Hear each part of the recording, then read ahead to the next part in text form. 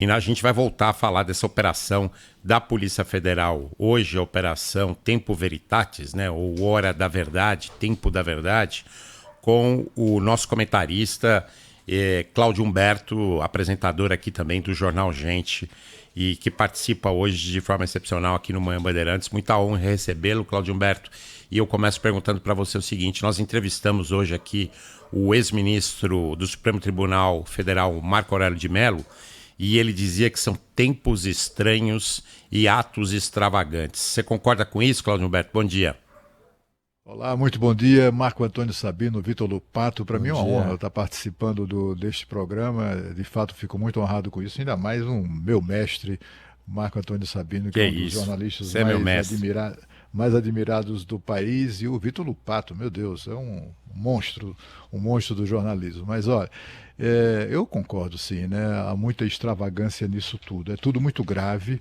A gente, inclusive, hoje no Jornal Gente mais cedo, né, conversando com o cientista político Fernando Schiller, e ele destacando basicamente o que a gente vinha falando na ocasião, naquele momento, que assim, é tudo grave demais para ser feito sem apresentação de provas, né, de elementos factuais que justifiquem tudo isso. Estamos falando não apenas do ex-presidente da República, estamos falando de ex-ministros de Estado, né, pessoas que ocuparam cargos muito relevantes. Para não parecer, para não dar vazão ou não dar justificativa de alegações de perseguição política e etc., é urgente que as autoridades responsáveis por essa operação, e eu me refiro ao ministro Alexandre de Moraes, é ele quem mandou fazer tudo isso, que apresente, que venha a público, está aqui a prova de que isso aconteceu.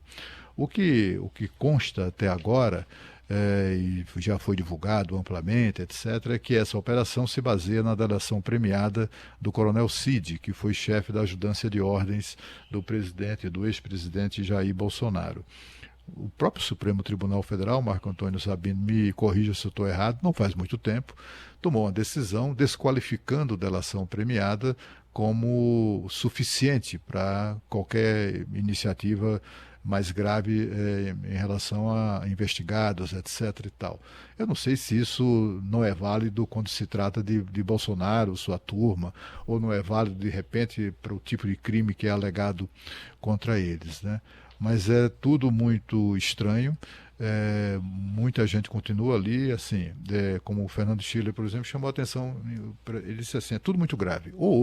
Se houve a chamada tentativa de golpe de Estado, etc. e tal, isso é gravíssimo, gravíssimo. Né? Tem prova disso? Gravíssimo. Isso tem que ser, de fato, investigado, apurado, punido, né? Julgado e punido. Agora, se não tem isso, se não tem prova, né, não tem lastro factual para esse tipo de iniciativa, e aí destacou o Schiller, né, estamos diante de um dos casos mais graves de abuso de poder que se tem notícia na história do Brasil. Agora, de Então, qualquer forma, né, Cláudio Humberto, você destacava isso no jornal. Gente, me chamou a atenção esse teu comentário, que é o seguinte: se for golpe de Estado, como defende o ministro Alexandre de Moraes, ou pelo menos deve estar convicto o ministro Alexandre de Moraes, para tomar tal atitude, o golpe de Estado Tabajara, né? Porque invadiram lá o que foi um ato de vandalismo inaceitável, tal, mas invadiram para dar golpe de Estado de bermuda, né? e é o primeiro golpe de Estado da história dos golpes de Estado da humanidade sem exército, né, sem forças armadas. Né. O envolvimento hoje, a operação, os mandados que foram expedidos contra um ou outro integrante das Forças Armadas, meio que, né, caracteriza o envolvimento das Forças Armadas, etc. e tal, o que é uma atitude perigosa e porque preconceituosa. Né? A gente tem Forças Armadas, sem dúvida nenhuma, que profissionalizadas e que não tem nenhum vínculo com aquelas Forças Armadas de 1964 que aplicaram o golpe de Estado aqui no Brasil. De lá para cá, houve uma depuração, a partir inclusive do governo de Ernesto Geisel, houve uma profissionalização das Forças Armadas e que produziu o que temos hoje, né? Uma Forças Armadas absolutamente alheias ao processo político eleitoral. O fato de ex-integrantes das Forças Armadas, né, já na reserva, terem integrado o governo de Bolsonaro, isso não coloca, digamos assim, as Forças Armadas na cena de qualquer crime. Além do mais, estamos falando de pessoas, eu não conheço essas pessoas que estão sendo investigadas, assim, a não ser de reputação, né, como alvos, né, dessa operação, como eu quero me referir especificamente aos casos do general Braga Neto, do general Paulo, aquele outro que foi ministro, né, também, etc., foi comandante. Bom, eu não conheço essas pessoas. Agora, Almirante Almir Garnier, né? Eu conheço o general Augusto Heleno. O general Augusto Heleno é um dos mais admirados chefes militares do Brasil. Ele tem uma história irrepreensível na caserna. Ele é general tríplice coroado, o que é muito raro de encontrar ou de se verificar na história do Exército Brasileiro. Ele foi primeiro lugar naqueles 3 cursos que você conhece bem, que levam ao cidadão, o militar, a 4ª estrela, né? Muitos chegam lá, mas poucos são classificados em primeiro lugar nesses cursos. Ele é muito admirado, muito querido e tem uma enorme liderança. Se o Augusto Heleno tivesse algum envolvimento com tentativa de golpe, não tenha dúvida nenhuma que as pessoas seguiriam ele nessa, enfim, na liderança, digamos assim, né? Na eventual liderança de uma quartelada, alguma coisa desse tipo, né? E eu não consigo imaginar o general Augusto Heleno fazendo uma coisa. Além disso, é um homem decente, um homem direito, honesto, né? Eu não vejo ele cometendo absolutamente nenhuma ilegalidade, sobretudo ilegalidade que possa comprometer a sua própria, como é que eu diria, a sua própria corporação, né? O Exército Brasileiro, particularmente, e as Forças Armadas de uma maneira geral. Os outros eu não conheço, mas o fato é que golpe de Estado sem exército nas ruas não existe. Isso é uma fantasia, né? Agora, o que a gente tem, a alegação é que o objetivo era pegar aquelas pessoas que foram para as ruas em Brasília, que promoveram todo aquele badernaço, enfim, como é que chama aquilo? Aqueles atos de vandalismo criminosos que têm que ser punidos mesmo, depredaram patrimônio público, etc. O que se diz, o que se alega é que a intenção era essas pessoas causarem um clima de intranquilidade no país, e aí seria decretada uma GLO, uma garantia da lei e da ordem, e aí essa garantia da lei e da ordem acabaria por justificar ou dar vazão ou dar pretexto para prender ministro estabelecer um estado de exceção. Mas assim, só falta combinar com o calendário, porque aquilo se deu já no governo Lula. O governo Lula que ia ia emitir um decreto de garantia da lei e da ordem, não combina muito ali com o calendário. Bom, o fato é que outro aspecto que precisa ser definido é o seguinte: além da delação premiada de Mauro Cid, que aliás fez essa delação depois de 7 meses preso, eu acho que é isso, né? Aquele sujeito que faz qualquer coisa, né, para sair da cadeia.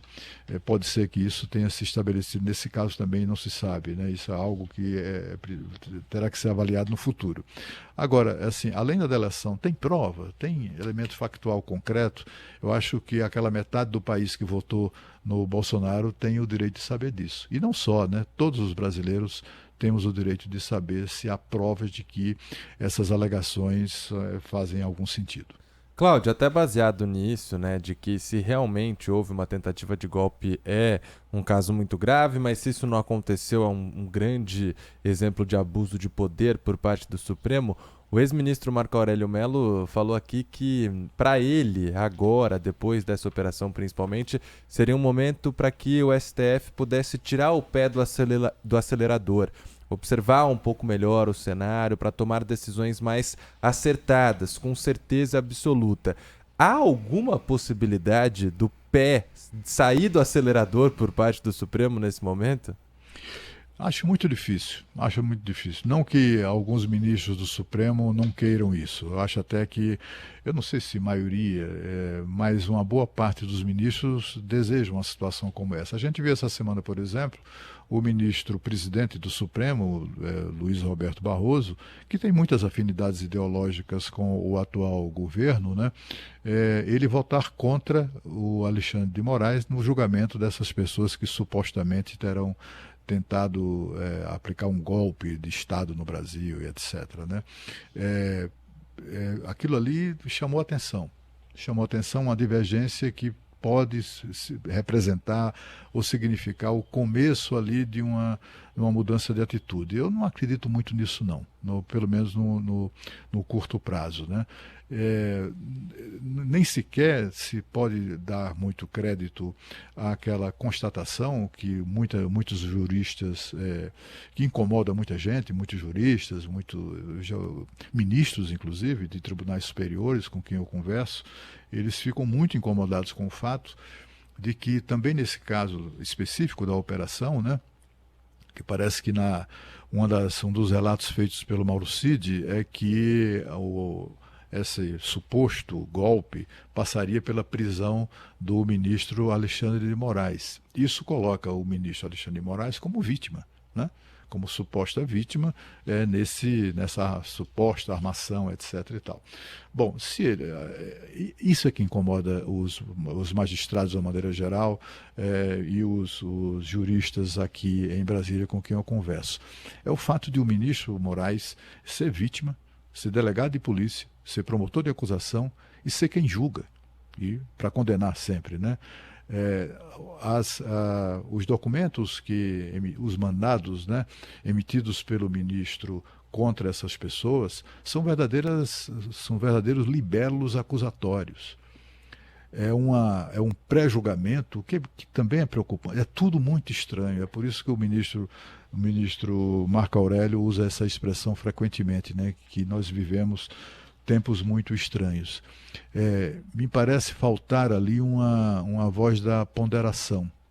O Supremo Tribunal Federal não tem mais isso, né? Já houve ocasiões aqui no Brasil, no Supremo Tribunal Federal, que havia magistrados que eram muito respeitados e que eram, sobretudo, muito ponderados, né? Lideravam de fato, né? Magistrados como o ministro Moreira Alves, como mais recentemente Carlos Mário Veloso, ministros que muito duros, né, quando julgavam e condenavam, mas do ponto de vista institucional, eles eram sempre uma palavra de bom senso. E é isso que parece faltar no Supremo Tribunal Federal. Não tem ali ninguém, não se manifesta, se tem, não se manifesta nenhum ministro que defenda a pacificação do país. O que a gente vê é a manifestação de muito ódio, muito ressentimento, né? Muita vontade de pegar o Bolsonaro, de pegar quem... A gente viu aí recentemente uma iniciativa no sentido de identificar os seguidores do Bolsonaro nas redes sociais. Milhões. O último levantamento que eu vi dá 59 milhões de seguidores do Bolsonaro. Identificar para quê mesmo? Para acusá-los de quê? Né? Num país que se pretende, cuja Constituição estabelece o exercício da democracia, é tudo muito incômodo, é tudo muito preocupante. Eu acho que as alegações que são feitas contra essas pessoas são alegações que cabe tudo, né? Participou, não, isso aí é porque falaram mal da urna eletrônica. Aí qualquer pessoa que criticou a urna eletrônica enfim, se convenceu de que era necessário ou que apoiou tem um projeto que pretendia acrescentar uma impressora, né, de comprovante de voto nas urnas eletrônicas. Quem defendeu aquela medida, que aliás uma urna que chegou a ser até anunciada 2 anos antes pelo próprio TSE, depois eles desistiram, mas quem apoiou aquilo é golpista? Não é? Eu vi, até citei isso no programa, eu vi esses dias um vídeo que viralizou, e segundo me disseram, milhões de pessoas já viram esse vídeo, de uma menina uma mocinha, eu talvez não tenha 18 anos, não, em que ela fala com muita coragem, né, sobre isso, sobre a questão da urna eletrônica, e diz o seguinte: olha, nós, os brasileiros, confiamos na urna eletrônica, nós não confiamos nos senhores. Cláudio Humberto. Portanto, assim, assim, quem não confia na urna eletrônica, ou quem não confia nas autoridades que as administram, estão cometendo crime de quê? Né? De opinião, é tudo muito estranho que está acontecendo no país. Cláudio Humberto, olha, não dá para esconder hoje, é público e notório que há um alinhamento ideológico, né, do ministro Alexandre de Moraes com esse governo, não só dele, mas de outros ministros do Supremo Tribunal Federal. Seja para um lado, seja para o outro, esses alinhamentos ideológicos não são exatamente o que a gente espera do Supremo Tribunal Federal. Agora, por outro lado também, há pontos no Congresso Nacional que se manifestam aí frente a todo esse cenário que a gente vê de abusos, de exageros. A gente viu essa semana as decisões do ministro Dias Toffoli em relação à leniência do Grupo JF e do Grupo Odebrecht, bilhões em multa, né, que estão sendo suspensos. Então, eu queria te perguntar o seguinte: não é hora do Congresso Nacional também se posicionar? Lá está o voto do brasileiro, é no Congresso Nacional e não no Supremo Tribunal Federal que está o voto brasileiro. Não é hora dali sair uma manifestação mais dura, uma manifestação de, olha, a democracia passa pelo voto, a democracia passa também por essa temperança que prega o ministro Marco Aurélio Mello, né, o ex-ministro. Pois é. O que há é ali um fogo de monturo, no máximo.